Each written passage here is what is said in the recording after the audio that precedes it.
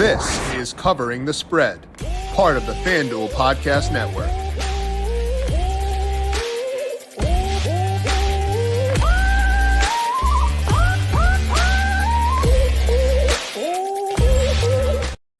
We are down to just 4 teams left in Euro 2024. Spain taking on France, followed by the Netherlands versus England to decide who plays in the Euro 2024 final later on this week. We're going to break down both these semifinals by talking to Dr. Ed Feng, getting us ready each individual match, talking some player futures with the Golden Boot market and much more. Maybe some Copa America thoughts at the end as well. This is Covering the Spread right here on the FanDuel Podcast Network and FanDuel Research. My name is Jim Son. I am a managing editor of digital media for FanDuel Research, joined here as mentioned by Dr. Ed Feng. You can find his work at thepowerrank.com. Check him out on X at the Power Rank as well. Ed, we are on to the semifinals of Euro 2024. How you doing today? I'm doing really well. Looking forward to some exciting semifinal matchups. It's nice that the Euro games are 3 p.m. Eastern, where I'm here in Michigan, and then you get the Copa America games a little bit later at night. I think my son's got a game on Wednesday too. So just a lot of soccer. Should be fun. Have you had a preference between Euro 2024 and Copa America so far from like a viewing perspective? Yeah, honestly, a lot of soccer hasn't been great recently, and I've kind of missed some of the better matches. There's been a lot of, I think there's a lot of tired players out there. I don't know. I still prefer Euro. I think there's more better players there. There's just more drama in some sense. The idea of England losing is just I don't know. It's just dramatic. They take it so seriously over there. It's funny. Yeah, and I do enjoy the Euro. They've been close several times, and a pretty tough matchup with the Netherlands coming up this week. We'll talk about that. That's the Wednesday match. We'll talk Spain, France first, and we'll talk Netherlands versus England. We'll wrap up by talking about Copa America as well. But first, a reminder to make sure you're subscribed to Covering the Spread wherever you get your podcasts. If you want these shows as they go live for our summer schedule, make sure you search for Covering the Spread on Apple Podcasts, Spotify, etc. Hit subscribe there to get those as they go live. And if you like what you hear, leave us a 5-star rating and review as well. The dog days are here, and the coolest place to get in on the MLB action is FanDuel, America's #1 sportsbook, because this summer, FanDuel is hooking up all customers with a boost or a bonus daily. That's right. There is something for everyone every day, all summer long. You can score bigger winnings in any inning with profit boosts, snag bonus bets for home runs every Tuesday, and even beat the heat with no sweat bets. So head over to FanDuel and start making the most of your summer. FanDuel, official sports betting partner of Major League Baseball. Must be 18 plus in DC and 21 plus in present in select states. Opt-in required. Wager requirements apply. Bonuses awarded as non-withdrawable bonus bets or profit boost tokens. Restrictions apply, including bonus expiration. See terms and conditions at FanDuel.com/sportsbook. Gambling problem? Call 1-800-GAMBLER or visit FanDuel.com/RG in Colorado, DC, Iowa, Kentucky, Michigan, and New Jersey, North Carolina, Ohio, Pennsylvania, Illinois, Tennessee, Vermont, Virginia, and Wyoming. Call 1-800-NEXT-STEP or text NEXT STEP to 53342 in Arizona, 1-888-789-7777, or visit ccpg.org/chat, Connecticut, 1-800-9-WITH-IT in Indiana, 1-800-522-4700. Visit ksgamblinghelp.com in Kansas, 1-877-770-STOP in Louisiana. Visit mdgamblinghelp.org in Maryland, 1-800-GAMBLER.net in West Virginia. Hope is here. Visit gamblinghelplinema.org or call 800-327-5050 for 24/7 support in Massachusetts, or call 1-877-8-HOPE-NY or text HOPE-NY in New York. And let's begin things here by talking about the first semifinal matchup. That is Spain versus France. Right now at FanDuel Sportsbook, Spain is -118 to advance. That is down from -128 yesterday. So some movement towards France here. France now -104. I want to talk about that side of things first, talking about the to advance market. When you look at this one, really tough matchup. Spain coming out with that victory over Germany. Who do your numbers have advancing in this match? Yeah, I messed around with some numbers. Ryan O'Hanlon wrote about how, it shouldn't just be all XG. XG should be like 70%, and then goals should be like 30%. So I rolled with that and kind of took my prediction for so I have XG adjusted for who you played. I only have data from major tournaments. but it'll be the last 2 World Cups, last couple Euros, last 2 Copa Americas. And then, then I have goal-based numbers as well, which is a little bit more robust. You get a lot more matches to kind of chew on, and that the data there starts in 2020, I believe. So when you combine 70% and 30%, 70% goals and 70% XG and 30% goals, you actually get Spain at 53% to advance. Spain is a little bit more on the XG, a little bit less on the goals. So, 70-30 actually is right on for actually both these games, right on the market. So yeah, this should be an interesting game. So when you can also do this for goals, so the total in the game as well. And my 70-30 model gives 2.9 goals in this game. So, and it's ridiculous to expect that there's going to be almost 3 goals, simply because, things are going to get tight in the semifinal. France has kind of been playing, a very defensive brand of football. And actually, they've been playing a very defensive, conservative brand of football, despite their talent under this manager for a long time. It has worked pretty well. I certainly don't expect 2.9 goals. I do think it's hilarious that, look, we're going to talk about 3 matches today, and it's basically minus 200 under 2.5 goals in every single one. My numbers would most strongly disagree with this one. And I actually do like over 2.5 goals here. And the reason why is Spain is missing 2 of their top defenders. So Danny Carvajal, who's a very physical right back for Real Madrid, pretty good player. And he normally would be running up and down with Kylian Mbappe on that left wing.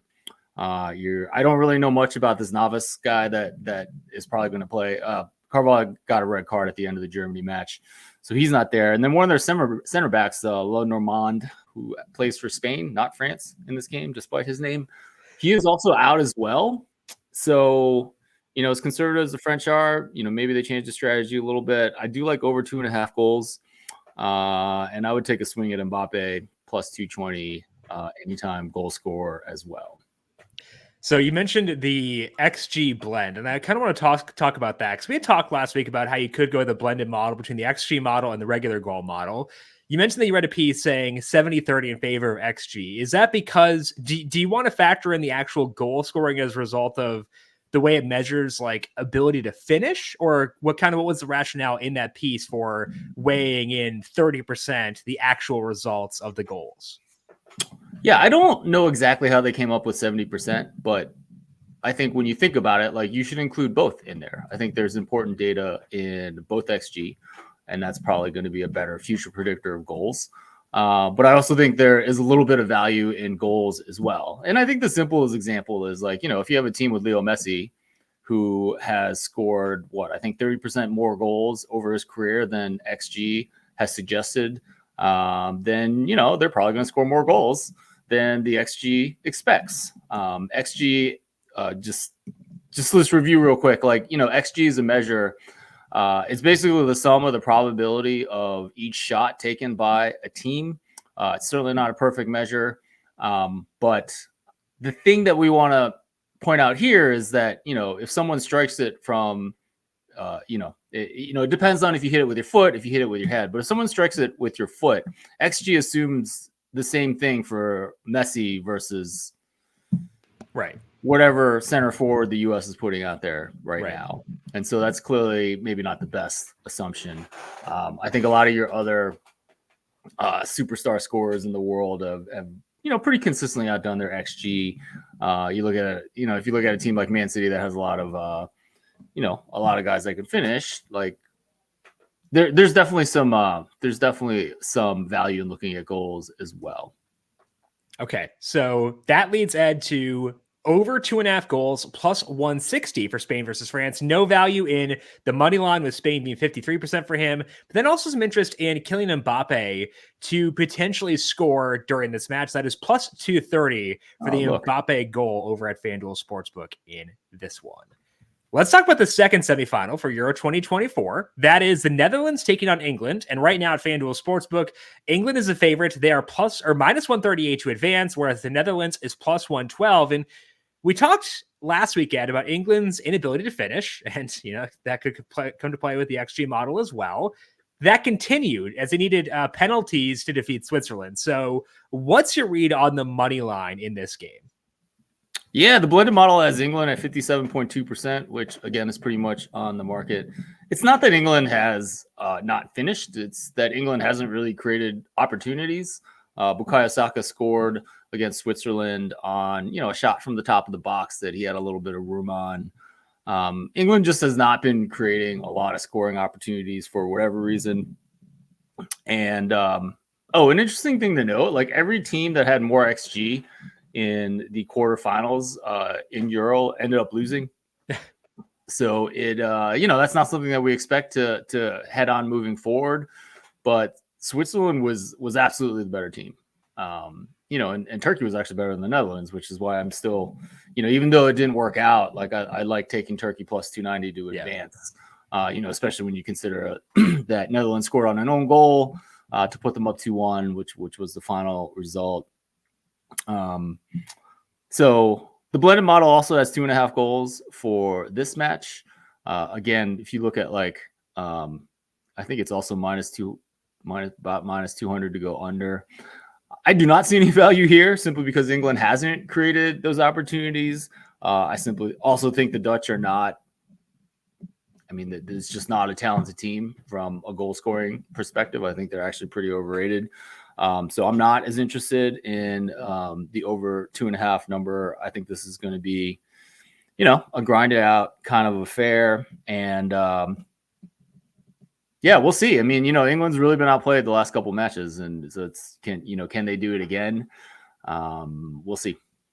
Any goal scoring props? Anything else you want to target in this game, Ed, or is it a full avoid for you? Yeah, it's kind of a full avoid. If England were creating more opportunities, if they had the structure where they were creating XG, like I would love to take Harry Kane plus 200 or whatnot, or Jude Bell. I think I wrote down Jude Bellingham plus 470. If you really need action on the game, I would take a swing at those. They're the two best players, but I just don't think there's value with the way they're generating opportunities. So I'm personally staying away. And it sounds like, based on your thoughts on the Netherlands, but also England, it sounds like whoever wins this match will be a pretty heavy underdog to the winner of the Spain versus France match. And that's kind of reflected here on the outright market. Spain is plus 180 to win, followed by England at plus 260, but then France right behind them at plus 270. So are you taking stabs? I know you got the Spain ticket already, so you don't really need to take stabs there. But are you looking at France plus 270 outright as a bit of a hedge in your Spain future, or is there not enough value here to justify kind of a preemptive bet against either England or the Netherlands? Yeah, I'm pretty happy with Spain right now. Yeah. I do think they go ahead. They should be favored. I think they do go ahead. Who knows? They might bench Kylian Mbappe because he freaking twisted his thumb or something, right? Yeah. I don't know if you saw in the last match, they pulled him at the end of they pulled him at some point before PKs because he got doinked in the nose. And I was like, all right, dudes. Yeah, it's been interesting for sure. Mbappe's entire journey. It started off on a bad foot, obviously, with the broken nose. So It's been a weird journey the entire way. Yeah. Now, last week we had you on, Ed. We were talking about the Golden Boot market. You talked about Georgia Mikitadze at 21-1 to win the Golden Boot, because the thought process for you was he was the current winner if we assumed there were no other matches to be played, and he survived another round. He is still the leader through the quarterfinals, and now the odds down to plus 950. So are you sticking with it? How are you feeling about this market now as we have more info and our guy Mikitadze is still lingering in pole position right now? Yeah, I'm sticking with it. I guess that's the only question, is it whether you want to hedge a little bit with Cody Gakpo. Yeah. I actually grabbed, I think at halftime of the Netherlands match, I grabbed Gakpo plus 400 to score. And then he almost did. Yeah. But they correctly ruled it was an own goal on Turkey because it did go off. Right. The defender in that case. I don't know. I think I'm going to let it ride. Yeah. I'm not a huge fan of Gakpo. I think he's okay. I'll take my chances that he gets neither a goal or an assist. Harry Kane's still sticking around, potentially 2 more matches. He has 2 goals. Obviously, someone who's more than capable of scoring 2 goals in 2 matches or 2 goals in a single match if they can get him the ball. And then Danny Olmo's really interesting. So 2 goals, 2 assists for Spain. I actually did some math on this, kind of assuming – you can kind of take Danny almost anytime goal scoring, because if he gets a goal, he would be in the lead. Right. But then you would have to assume that Gakpo doesn't get a goal. You have to assume Gakpo doesn't get a goal, and like plus 850 is pretty much the right price. And Danny almost, has a long history of missing his opportunities in these big tournaments, even though he's a pretty good player. So I decided to stay. We'll ride with our man from Georgia there. 2,100 before the last round. Definitely see a path to winning that with Gakpo just striking out, and so I'm going to stick with that. Although I do think it's been really interesting to kind of follow this market. I also think it's just kind of the novelty of like, hey, this guy's been out for a while, and yet you still hit the winner for the Golden Boot because no one else did anything. And it kind of like, you were talking about the quality of soccer has not been amazing so far. I think that'd be pretty emblematic here of like, okay, this represents what we've seen in this tournament so far. Yeah. Also, I think I talked about it on this show, like Mbappe to lead France in goals. Yeah. Which is looking pretty good because he's got 1 and everyone else has 0 because of the plethora of own goals that has happened for France. So, and just they're just kind of complete lack of interest sometimes in scoring. So, got that ticket as well. Yep. Which is nice. And you did mention Harry Kane pre-tournament 2 plus 550 as being a guy you had interested in too. So still alive there with Harry Kane to potentially get that one. But Mikitadze, the fun one, 21-1 at the time. That is definitely the fun one. He's plus 950 right now. Now we're here to talk Euro 2024, but let's talk Copa America too. While we got you here, might as well take advantage of Ed's brain. Got Argentina versus Canada on Tuesday night, Uruguay versus Colombia on Wednesday night. Quickly, Ed, anything you like across those 2 matches? I can't believe Canada's here. I think they're going to get murdered. I know Quant's not really supposed to say that. But yeah, so Canada's interesting. I actually kind of looked at like, if you could kind of bet the future on the other 3 teams, but it's not profitable as it shouldn't be. But I actually think Uruguay Colombia is going to be a fantastic match. I actually had in 5 Nuggets Saturday, I had Brazil to advance over Uruguay. The market moved my way, so that was good. I still think it was a good bet. Uruguay ended up winning in penalties, which is kind of a crapshoot. And Colombia's been playing really well.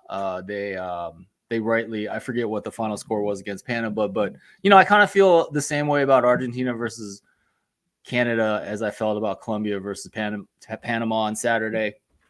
Colombia just killed them. So this, I haven't bet this game, and I'm not sure I will, but because I think both these teams have really changed, and the XG model, the blended model says Uruguay by 57%. But, I think Colombia's been playing a lot better recently. Some of the data on them, they actually didn't make the last World Cup. So some of their data is like, 2018 World Cup. There's been some changes since then. They're playing a lot better now. I think it's going to be a great match. I'm going to go out and watch it. I actually think it's pretty interesting that the blended model says 1.6 goals, which seems wrong to me. If you look at the over/under on 2.5 goals, it's basically the same price as the other ones, right? A little bit more towards the under. So reflective of that, I'm kind of hoping for actually some goals because I think it could be a good match between 2 really good teams. And there are, 2, like each team has one of Liverpool's attacking players, Luis Diaz for Colombia and Darwin Nunez for Uruguay. So there certainly is talent, but these have really been street fights down in Copa America, very physical games. So those are the kind of numbers on it. I haven't bet it yet, but I think it's going to be a great match, 8 p.m. on Wednesday. And I encourage everyone to go check that out. The over under 2.5 goals, under is minus 205. So, like you said, pretty in line with the other ones, a bit more towards the under here, but obviously your model is way more towards the under on this match here. You mentioned that you've got Uruguay 57% of the blended model. You're a bit wary of that because of the lack of data around Colombia and how well they played. They're minus 110 right now, so 52.4% implied odds. If that were to shift at all, like let's say it gets to minus 105 or so, are you tempted by Uruguay then, or is it more so just you really want to avoid it and respect Colombia and also maybe just kind of allow yourself to enjoy the match for what it is? Yeah, I might allow myself to enjoy the match. I think a friend of mine are going to head out to a bar in Ann Arbor, and there's always been at this bar like an absurd number of yellow Colombia shirts. So I don't know. Maybe if I'm going to want some action on it, maybe go with the under. Okay. Or maybe even total goals, which I actually saw at minus 125 on DraftKings. That's probably the idea there is like, the lower your total is, the higher the chance of a 0-0 game, which is even. So that changes the odds. So I don't know, might even go run the numbers on that. But I would like to see for a game like this, like exactly what it says. Right. Exactly. Okay, so looking forward to Uruguay versus Colombia. Should be a pretty fun match. And Ed is saying if you're going to go anywhere in this one, likely leaning towards the under for that one. That's all we got here for today on covering the spread. But Ed, we are ramping up towards August. So obviously a lot of stuff going on over at the Power Rank and thepowerrank.com. What's going on for you there right now? Yeah, I was actually trying to find some like Olympic track and field numbers. There's not really many up right now, but I'm looking forward to that. I did all right. Had a pretty high volume of bets like 4 years ago or 3 years ago. So looking forward to that. But at thepowerrank.com, I'm writing my newsletter every Saturday, 5 Nuggets Saturday. It's your curated list of tips, bets, analytics. So check that out at thepowerrank.com. And especially vital this time of year because I know nothing about the Olympics, and you tend to pick the brains of very smart people who do. So if I want some action there, the 5 Nuggets Saturday could be a help for me at least. So I'll take that happily. Yeah, I mean, I run and I follow track and field reasonably closely. And then Drew Dinsick used to swim and follow swimming reasonably closely. So, don't take my swimming bets and don't take his track bets, but like, I think I might still take Drew's track bets, if I'm being honest. I might still take those. Yeah, no, I know he does a lot of stuff. I know last time he was doing a lot of stuff with medals. Yeah. As well. So yeah, I mean the Olympics are going to be fun, and having some action on it makes it even better. I think he mentioned on the Deep Dive podcast he was already looking into like some medal counts. So the research has gotten underway already for him. That's awesome. One thing I'm really looking towards is I don't know if I mentioned this on the show, but Mondo Duplantis is by far the best male pole vaulter in the world. He just makes a mockery of everyone else out there. And I forget what I laid for him to win the pole vault. I think it was minus 900 or something. No, I think it had a 1 in front of it. Okay. But like, I don't know. And he actually almost lost. Almost lost that World Indoor too. But that's a hard one to make a price for. It's like you almost can't make the price too high, but you almost like don't want to lay too much. But like he is just so far ahead of the rest of the world. It's almost comical. I mean, I encourage you to like just turn on track and field. It's just, like you'll get like a certain height that a lot of the others are like struggling to get over, and he will literally have like a foot of hip height over it. It's comical. Yeah. And so that's another market I'm really looking forward to. 400-meter hurdles should be incredible. I don't even know how you make a market for that because you have 3 guys that I think are all really in contention to win. Lots of other fun stuff. Like all of a sudden the 800-meter men are like running phenomenal times. Like 4 of them are all of a sudden like all running near world record times. I don't know how you make a market for that either. I mean, I like it because we're seeing fast times and that's great. Sure. So anyways, I love this stuff. So can't wait to get in.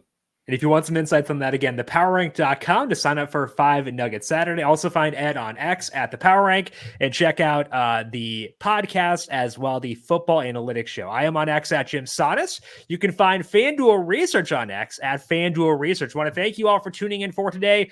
Good luck to you with your bets for the Euro 2024 semifinals. We'll talk to you later on this week. We also got the Open Championship just around the corner and a lot of other good stuff coming your way here on the podcast feed. This has been Covering the Spread right here on the FanDuel Podcast Network.